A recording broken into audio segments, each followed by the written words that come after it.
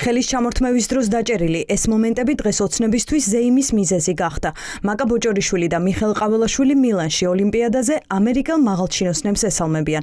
ეს ცერემონიის დაწყებამდე მოხდა. ფოტოგრაფი მათ რამდენიმე რაკურსით უღებს. მისალმება კი შეხვედრად გასაღდა. როგორ გაგრძელდა, ან იყო თუ არა საუბარი, მათ შორის არ ვიცით. გავრცელეს მხოლოდ ფოტო. მთავარი მონაპოვარი იტალიაში.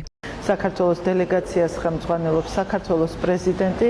ჩვენ გახსნის ცერემონიის ფარგლებში გამართული ღონისძიებისას შესაძლებლობა გქონდა შევხვედროდით სხვადასხვა ქვეყნის ლიდერებს, მათ შორის ამერიკის შეერთებული შტატების ვიცე-პრეზიდენტს, ამერიკის შეერთებული შტატების სახელმწიფო მდივანს და გქონდა შესაძლებლობა გავსაუბრებოდით მათ ისევე როგორც სხვა ლიდერებს. ფოტო როგორც ლეგიტიმაციის დასტური თუ როგორც манипуляცია. თუ ეს მისალმებაზე მეტია, მაშინ ჩნდება კითხვა, რაზე ისაუბრეს ამერიკელ მაღალჩინოსნებთან ოცნების წევრებმა.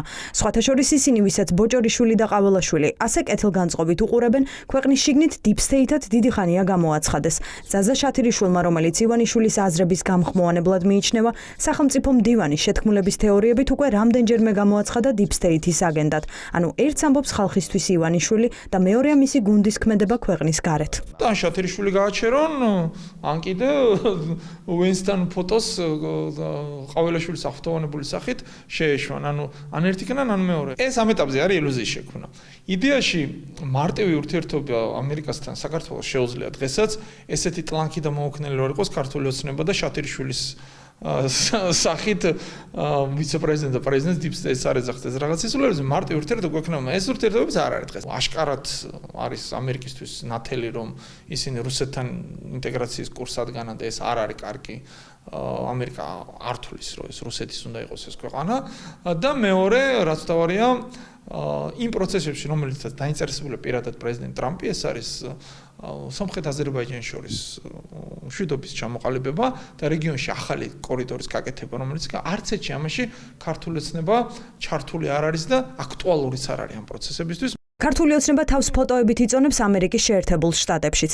აქ ოცნებამ ლაშა დარსალია გააგზავნა. საგარეო საქმეთა მინისტრის მოადგილე სახელმწიფო დეპარტამენტშიც იყო და შემდეგ ეროვნული ლოცვის საუზმეზე იპოზიორა. აქვე იყო ტრამპიც, თუმცა მილანისგან განსხვავებით აქ მისალმების ფოტოს გადაღებაც ვერ მოხერხდა. რა ხდება ფოტოებს მიღმა, ოცნების ლიდერები თბილისში ამერიკასთან ურთიერთობებზე ისევ მოლოდინით საუბრობენ.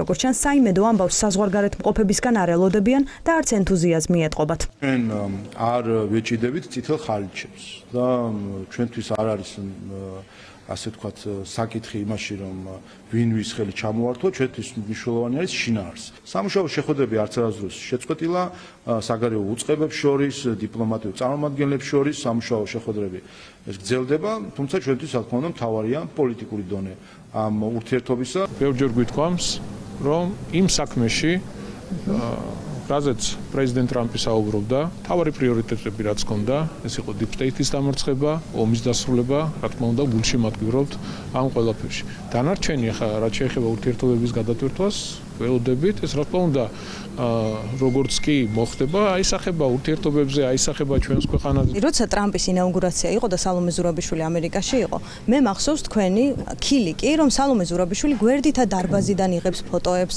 რომ ტრამპს ვერ შეხვდა და ასე შემდეგ. ანალოგიურ შემთხვევასთან ხომ არ გვაქვს საქმე. თქვენთვის ფოტოები არის მე უფრო კომფორტულად უყურე, ვიდრე სალომე ზურაბიშვილმა მერწმუნდეთ რა.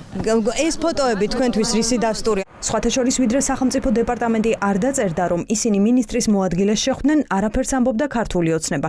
ლაშა დარსალიას შეხვედრის შესახებ ითქვა მხოლოდ ამერიკის შემდეგ.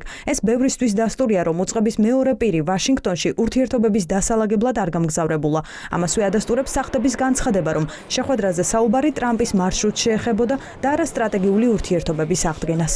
ლაშა დარსალიას ფოტო, ან მილანში გადაღებული ფოტო, სურთ წარმოაჩინონ წარმატებას, მაშინ როდესაც ჯი დი ვენსი ჩამოდის აგრე ჩვენ ორ მეზობელთან შემდეგ კვირას და საქართველოში იჯს თბილისში 1 საათითაც კი არ ჩერდება, ან მაშინ როდესაც მათ გადაცემული ჰქონდათ შეერთებული შტატების საელჩოდან ის წინაპირობები, რაც უნდა შეესრულებინათ იმისთვის, რომ სტრატეგიული პარტნიორობა თუ არა ურთიერთობა უმაღლეს პოლიტიკურ დონეზე მაინც აღგარიყო და ესე არ არის. ივანეცუდის რეჟიმს არ აქვს არანაირი შესაძლებლობა ისე რომ წინაპირობები არ შეასრულოს, რაც შეერთებულმა შტატებმა გადასცა ივანიშვილის რეჟიმს ამ ფორმით ურთიერთობა აღდგეს, ან რაიმე ტიპის სუფთა ფურცლიდან დაიწყოს საუბარი. არც მაკა ბოჭორიშვილის მისალმება ჯეიდი ვენსთან გვეუბნება რამეს ლეგიტიმაციაზე, იმ ფონზე, როცა ამერიკელი მაღალჩინოსანი რამდენიმე დღეში სამხრეთ კავკასიას ეწვევა და საქართველოში არ გაჩერდება. ისინი, ვინც ოცნების PR სტრატეგია კარგად იციან, ხვდებიან, რომ ფოტოები ნაკლებად ინფორმირებული მოქალაქეების მოტყუების მცდელობაა.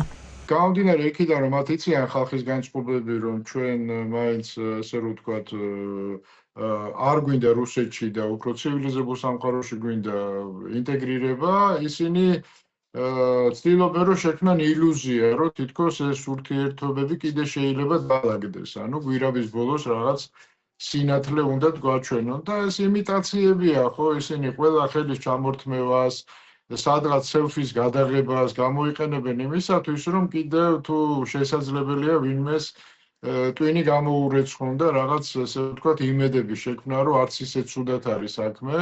ამერიკასთან ურთიერთობის აღდგენის იმედს ოცნება, რომ კარგავს, ამას ისევ მათი მოქმედებები ცხადყოფს. ტრამპის გამარჯვებიდან 1 წლის შემდეგ ზაზა შათირიშვილმა ამერიკის პრეზიდენტი დონალდ ტრამპი დიპ სტეითის გავლენის აგენტად გამოაცხადა. ეს კი ნიშანია, რომ ჯერ დაალაგების პერსპექტივა არ ჩანს.